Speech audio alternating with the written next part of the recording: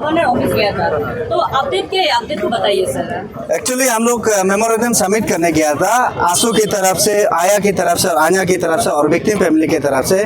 लेकिन आज मेमोरेंडम को ऑफिस में सबमिट करके आया, जिसको सबमिट करना था, मिल के बात करना था, his excellency governor of Arunachal Pradesh, लेकिन उसको नहीं मिल पाया क्योंकि वो हेक्टिक है बोल के।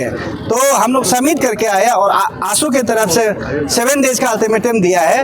अगर आप लोगों के माध्यम से मैं यही बोलना चाहूँगा, 7 डेज आने मत दीजिए। 7 डेज से पहले सरकार और ऑनरेबल जो हिज एक्सीलेंसी गवर्नर, उसको एक्शन लेने के लिए कोशिश कीजिए, एक्शन ले लीजिए बोल के। मेमोरेंडम तो बड़ा नहीं है, बहुत छोटा है, क्योंकि उसमें नंबर 1 जो रेस्ट्रिक्शन ऑफ जो कल्प्रिट स्टूडेंट है, उसको स्कूल से रेस्ट्रिक्शन करना है, उसमें क्या बड़ा बात है। ऑलरेडी ये जो गवर्नर तक नहीं पहुंचना चाहिए, स्कूल अथॉरिटी काम करना चाहिए और हमारा सरकार का एक ऑर्डर से हो जाना चाहिए, नहीं हुआ। इसलिए हिज एक्सीलेंसी का पास गया है और सबमिट करने गया, नहीं मिला, नहीं मिलने से भी ऑफिशियली हम लोग सबमिट करके आया है, उसको एक्शन लेना। दूसरा जो 1 नवंबर को एंटी रैगिंग डे के लिए आप एक ऑर्डर निकाल दो ना।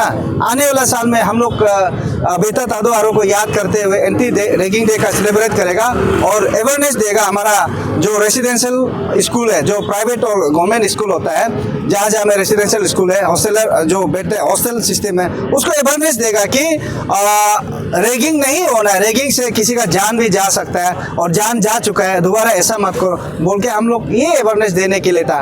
तो सरकार इतना छोटा सा जो रिप्रेजेंटेशन को सुनने को तैयार नहीं है, तो हम 7 डेज अल्टीमेटम आंसू का तरफ से अगर जो सरकार अगर रिस्पॉन्स नहीं करता, एक्शन में नहीं आता, तो आंसू जो भी डिसीजन लेगा हम लोग टीम आन्या साथ देगा।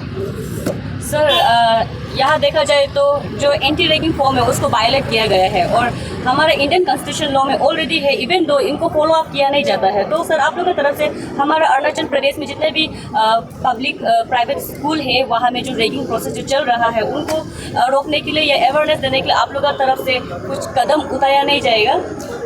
इसीलिए हम लोग ने उस दिन 17 of this month we have submitted memorandum to government of Arunachal Pradesh regarding anti-ragging implementation of anti-ragging policy। Strictly वो जो इम्प्लीमेंट करने के लिए हम लोग ने रिप्रेजेंटेशन, हम लोग का उसमें भी एक पॉइंट था। तो कल हम लोग फॉलो अप किया था, देखा है कि इसमें जो सरकार जो मॉडलिटीज तैयार करके रखा है, तो बाद में हम लोग ग्राउंड रियलिटी में हम लोग पहुंचाने, अवेयरनेस देने के लिए हम यूथ ऑर्गेनाइजेशन है, लेकिन स्टूडेंट ऑर्गेनाइजेशन को आप लोग का चैनल के माध्यम से मैं अपील करना चाहूँगा, अगर वो पॉलिसी जो अगर आता है, मॉडलिटीज तैयार करके अगर सरकार जो लॉन्च करता है, उसको लेके हम सब मिलके उसमें स्टूडेंट ऑर्गेनाइजेशन, यूथ ऑर्गेनाइजेशन, जितना भी हमारा समाज जो कम्युनिटी जो बेस्ड ऑर्गेनाइजेशन है, सब मिलके उसको अवेयरनेस देना है, को इम्प्लीमेंट करने के लिए। क्योंकि ये रैगिंग पहले हम लोग चौथा में सुनता था, बीच में नहीं गायब हो गया था, लेकिन अभी फिर रैगिंग शुरू हो गया।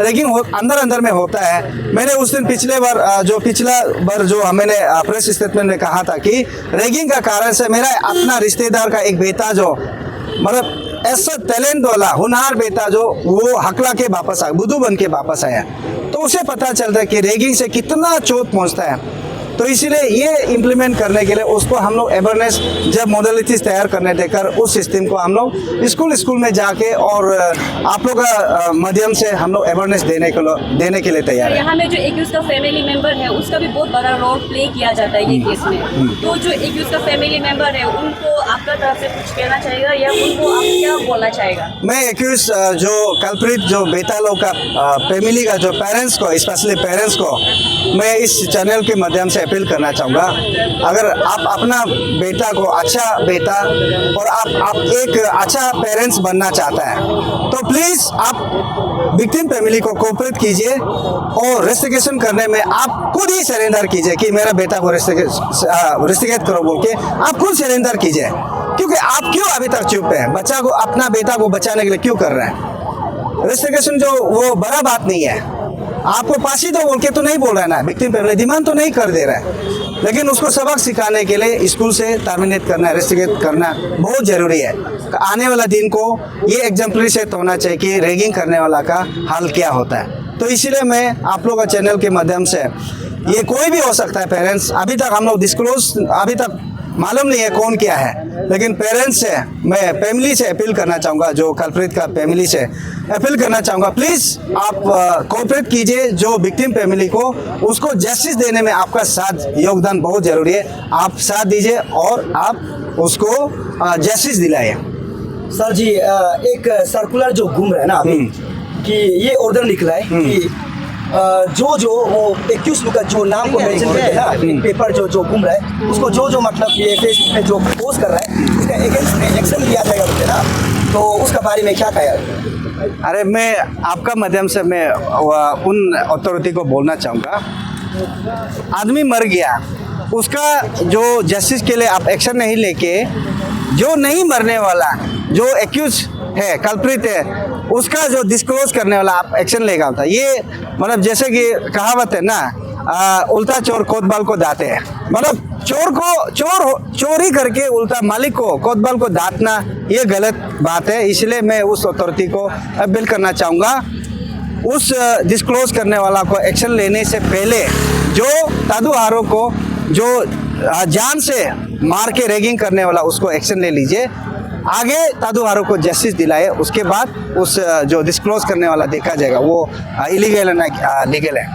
सर आपको क्या लगता है जस्टिस दिलाने में इतना डिले क्यों हो रहा है, जबकि यहाँ में सीसीटीवी फुटेज साथ ही साथ काफ़ी डिस्ट्रिक्ट में रैली भी कराया गया है और यार ईटानगर में भी रैली कराया गया था 16 नवंबर को, उस दिन में सर आप लोग भी मौजूद था, तो सर जस्टिस अभी लग रहा होगा। इसलिए justice delay is justice deny, हम लोग ये स्लोगन भी लगाया कि इतना महीना भर हो गया, अभी तक जस्टिस देने में क्यों सरकार जो हिचकिचा रहा है, अथॉरिटी जो क्यों हिचकिचा रहा है, यही तो हम लोग का सवाल है।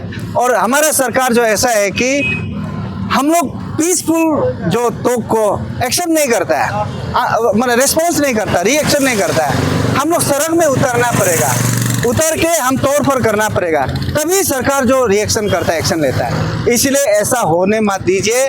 हम बेटा ऑलरेडी तादुहारो बेटा को खो दिया, अभी दूसरा किसी का जान माल का नुकसान होने मत दीजिए।